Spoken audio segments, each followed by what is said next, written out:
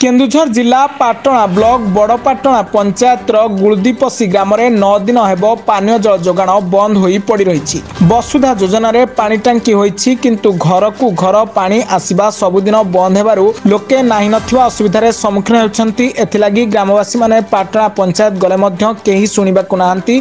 बहुत दिन हेब एही पानी टांकी तयारी होइतिले सुधा पानी बाहरुथिबा बेले हठात दिने बंद हेबारु लोकंक प्रबल असंतोष प्रकाश पाइछि। लोके एही पानी टांकी ही एकमात्र साहा भरसा करती। तुरंत यह पानी टांकी को तैयारी करदेवा को ग्रामवासी माने पंचायत ब्लॉक और जिला प्रशासन को अनुरोध कर। केन्दुझर जिला स्वामपाटणा दशरथ बारिकी रिपोर्ट ब्लैक न्यूज ओडिया।